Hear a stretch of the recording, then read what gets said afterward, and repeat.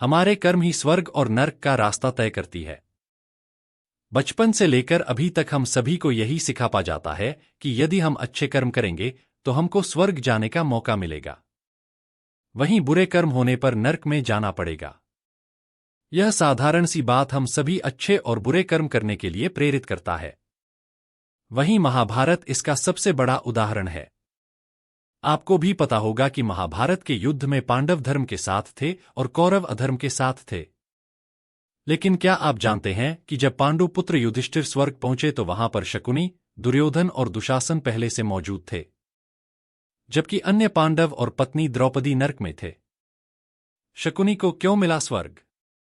दरअसल कथा के मुताबिक शकुनी ने कभी अपने स्वार्थ लिए किसी तरह का कोई पाप नहीं किया था।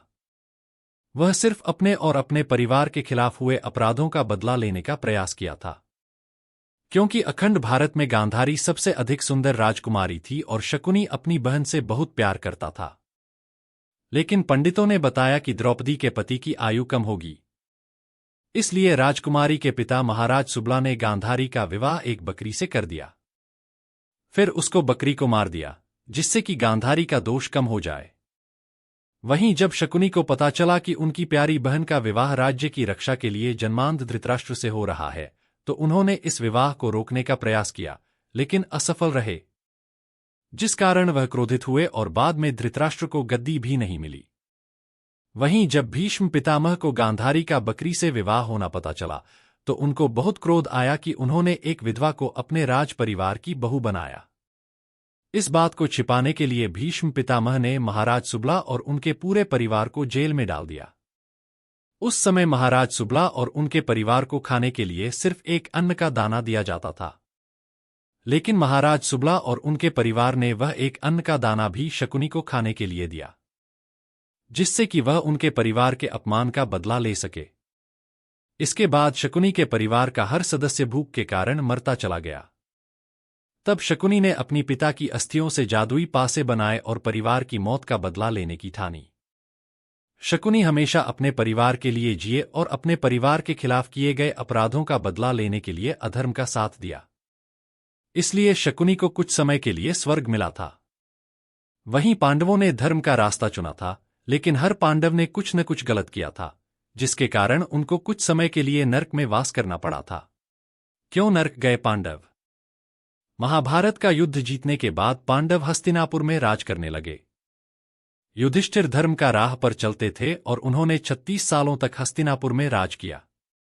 इसके बाद अभिमन्यु और उत्तरा के पुत्र परीक्षित राजा बने और खुद युधिष्ठिर अन्य भाइयों और पत्नी के साथ स्वर्ग की ओर चल दिए। रास्ते में द्रौपदी पर्वत से गिरकर मृत्यु को प्राप्त हुईं। पत्नी की मृत्यु पर अर्जुन, भीम, नकुल और सहदेव ने पीछे पलट कर देखा, लेकिन युधिष्ठिर नहीं पलटे। यह देख अन्य पांडवों ने उनसे सवाल किया तो युधिष्ठिर ने जवाब देते हुए कहा कि द्रौपदी ने हम सभी को पति माना, लेकिन इसके बाद भी वह अर्जुन से सबसे अधिक स्नेह रखती थीं। ऐसे में द्रौपदी ने धर्म का पालन नहीं किया। आगे जाकर नकुल मृत्यु को प्राप्त हुए तो युधिष्ठिर ने बताया कि नकुल को अपने रूप पर घमंड था और वह खुद को इस संसार का सबसे अधिक सुंदर पुरुष मानते थे। सुंदरता पर घमंड उनका सबसे बड़ा पाप था। थोड़ा आगे चलकर सहदेव गिरकर मृत्यु को प्राप्त हुए तो युधिष्ठिर ने बताया कि सहदेव के सामने सब होता रहा, लेकिन उन्होंने कभी अपनी बुद्धि का इस्तेमाल नहीं किया। भले ही उन्होंने कोई पाप नहीं किया, लेकिन गलत के खिलाफ आवाज भी नहीं उठाई, इसलिए सहदेव भी जीवित स्वर्ग नहीं पहुंच पाए। फिर यही घटना महाबली भीम के साथ हुई तो युधिष्ठिर ने बताया कि भीम को लालच था। वह इंसान होने हुए भी अन्य लोगों की तरह खाना नहीं खाते थे। वह खाना देखकर खुद को रोक नहीं पाते थे और दूसरों की विपत्तियों पर हंसते थे, इसलिए भीम के साथ ऐसा हुआ। अंत में अर्जुन मृत्यु को प्राप्त हुए तो युधिष्ठिर से सवाल करने वाला कोई नहीं था। तब उन्होंने कहा कि अर्जुन को घमंड था कि वह संसार के सबसे अच्छे और बड़े धनुर्धर हैं। हालांकि वह अपनी कला में अच्छे थे, लेकिन श्रेष्ठ नहीं थे। अर्जुन को हमेशा डर सताता रहता था कि कोई उनसे बेहतर न आ जाए। अंत में जब युधिष्ठिर अकेले सुमेरु पर्वत पर पहुंचे तो देवराज इंद्र ने अपना वाहन भेजा, क्योंकि यदि कोई व्यक्ति जिंदा सुमेरु पर्वत के शिखर पर पहुंच जाता था तो उसको संपूर्ण ज्ञान हो जाता था और उसको शरीर के साथ स्वर्ग जाने को मिलता है। जब युधिष्ठिर इंद्र के वाहन में बैठकर स्वर्ग की ओर जाने लगे तो उन्होंने देखा कि हस्तिनापुर से एक कुत्ता भी उनके पीछे पीछे सुमेरु पर्वत तक आ पहुंचा है। लेकिन इंद्र ने उस कुत्ते को स्वर्ग से जाने से मना कर दिया।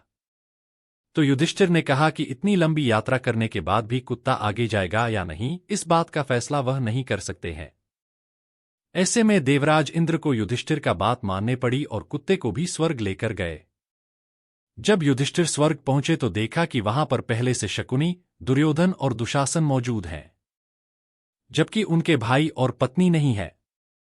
तब युधिष्ठिर ने भाइयों और पत्नी के बारे में पूछा तो पता चला कि वह सभी नरक में हैं। तब युधिष्ठिर ने भी नरक जाने का फैसला कर लिया। युधिष्ठिर ने नरक की आग में बहुत सारी चीजें दी और नरक की आग में भाइयों और पत्नी को यातनाएं झेलते देखा। तब उन्होंने पूछा कि यह अधर्म क्यों किया। युधिष्ठिर ने कहा कि उनको भी परिवार के साथ नरक में रहना है। तब इंद्र और अन्य देवता प्रकट हुए और कहा कि आपने अपने मन से स्वर्ग भी त्याग दिया और खुद को कठोर कर लिया, यहां तक कि परिवार के अन्य सदस्यों के मरने पर मुड़कर भी नहीं देखा। लेकिन स्वर्ग आते ही आप अपने क्रोध को प्रकट किए बिना नहीं रह पाए। आप क्रोधवश कौरवों को स्वर्ग में भी नहीं देख पाए। यही आपका पाप है। इंद्र और अन्य देवताओं के कहने पर युधिष्ठिर ने अपने कर्मों के बारे में सोचा और कौरवों के प्रति अपने मन से नफरत को हटाया। तब वह स्वर्ग पहुंचे।